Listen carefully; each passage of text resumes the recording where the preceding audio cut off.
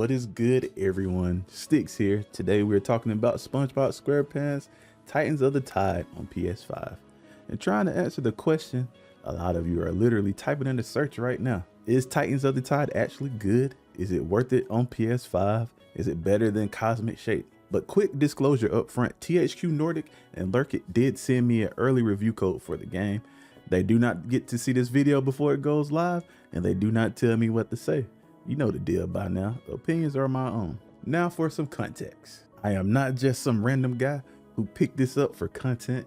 I am a longtime SpongeBob fan. I remember watching the very first episode when it aired on TV. I know I just aged myself right there for you guys. I have probably seen every SpongeBob meme known to man. There really is a SpongeBob meme for every situation, and my brain has one loaded at all times. I also reviewed the previous game, SpongeBob SquarePants The Cosmic Shake, in a Worth a Try episode back in 2023. So I came into Titans of the Tide curious. Could this actually be the one where they finally nail it? The setup this time is pure SpongeBob chaos. King Neptune rolls up to the Krusty Krab, cuts the line, and that ego clash with the Flying Dutchman goes so wrong, it unleashes ghostly mayhem all over Bikini Bottom. Citizens got turned into ghosts, areas got haunted, the whole world feels cursed in a silly, nautical nonsense kind of way. SpongeBob and Patrick have to team up, clean up the mess, and bring Bikini Bottom back to normal. It genuinely feels like a longer playable SpongeBob episode, which for me is a good place to start.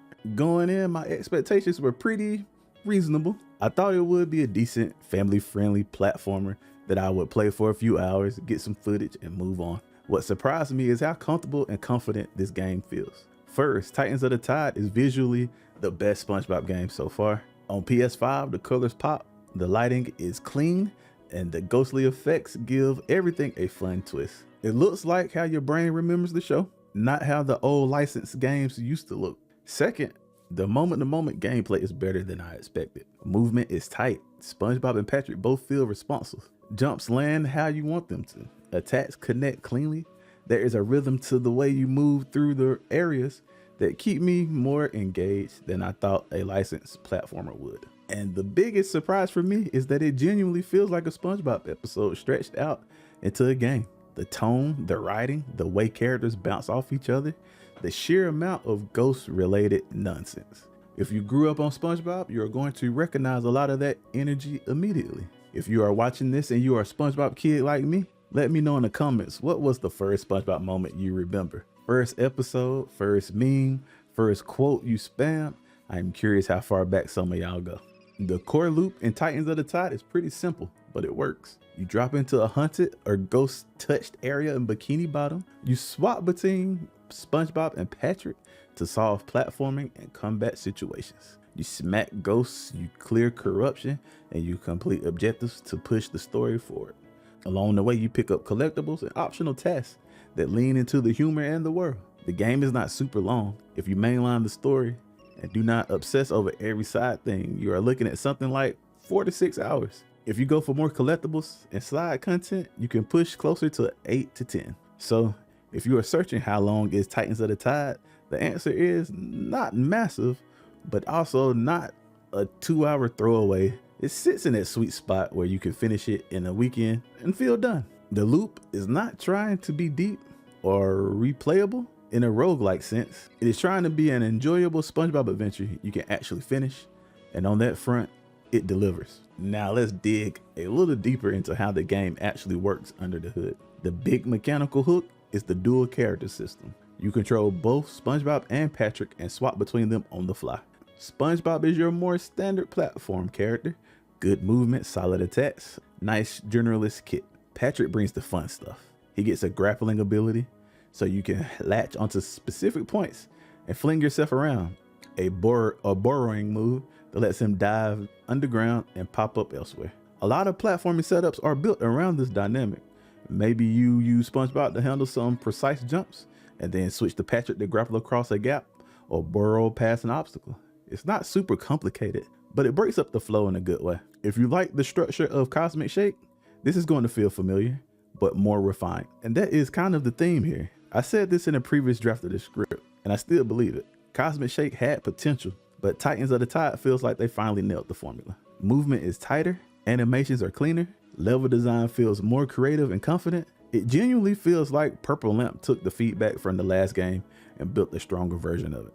The game sends you through places like Neptune's Palace, Mount Bikini, haunted versions of familiar spots, and it does a good job of mixing classic locations with ghost twisted versions of Bikini Bottom. Progression is pretty straightforward. You unlock new abilities, open new paths, collect stuff if you want to, but you do not have to treat it like an RPG checklist. This is much closer to a modern PS2 style platformer than some giant open world. And for this kind of SpongeBob game, I think that is the right call. But let's talk about the problems, because trust me, the game is not perfect by any means. First, depth. If you are a hardcore platformer fan who lives and breathes stuff like Celeste or the hardest Mario levels, Titans of the Tide is going to feel lightweight. It is designed to be approachable for kids, families, and nostalgic adults. The challenge level rarely spikes. You are here more for the ride, the jokes, and the vibe than for intense mechanical mastery. For some people, that is going to be a positive. For others, they might make it feel a little too safe.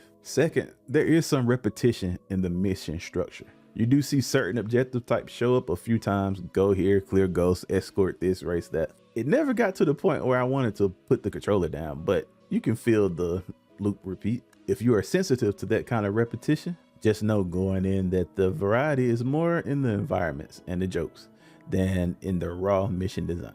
Third, platform performance. I played it on PS5 and the performance there has been smooth for me. No major frame drops, no game breaking bugs, nothing wild. A few visual hiccups here and there, but nothing that ruined my experience. I have seen people mention issues on other platforms, specifically the Switch versions, and some folks talking about inconsistent performance modes. I cannot personally confirm that, so I will not pretend I can. On PS5 specifically, it runs well. And the last thing, expectations. If you're coming in expecting a 20-hour epic or something that is going to compete with the biggest first-party platformers, you'll probably walk away disappointed. Titans of the Tide is more like a really solid season special of SpongeBob that you can play through in a handful of sessions. If that sounds good, you're probably the target audience. So, when it comes down to it, is SpongeBob SquarePants Titans of the Tide worth a try? Here's where I land. As a longtime SpongeBob fan who saw the first episode on TV, as someone who loves a good SpongeBob meme, and as someone who already reviewed the Cosmic Shade, this feels like the game where they finally figured it out. It looks great on PS5, it feels good to play, it nails the SpongeBob tone. The ghost premise gives it a fun identity, and the runtime is short enough that it doesn't overstay its welcome. At the same time, it's not a super deep or challenging platformer. It is not going to change your life or reinvent that genre. It is exactly what it looks like. So my verdict is Titans of the Tide is worth it if you like SpongeBob or you enjoy light, charming platformers. If you are a fan of the show, or you have kids who are into SpongeBob, or you just want something cozy to play between heavier games, this is an easy recommendation. If you do not care about SpongeBob at all, and you are chasing the next big hardcore platformer, you can probably skip it or wait for us. And real quick, since search trends are full of people asking this, Titans of the Tide review PS5. PS5 version feels good. Is Titans of the Tide better than Cosmic Shade? In my opinion, yes. How long is Titans of the Tide? Think 5 to 8 hours, depending on how you play. If this helped you out, hit like. It tells YouTube you want more stuff like this, and it helps the channel grow. If you have played Titans of the Tide already, let me know in the comments what you thought. Did it feel like a real SpongeBob episode to you? Did you run into any performance issues on your platform? And most important question of all, what is your go-to SpongeBob meme? If you want more breakdowns like this, plus RPG content and looter shooter talk, hit subscribe and ring the bell. You can also hang out with us in Discord and check out the Stick Report newsletter over on OnThaSticks.com. Sticks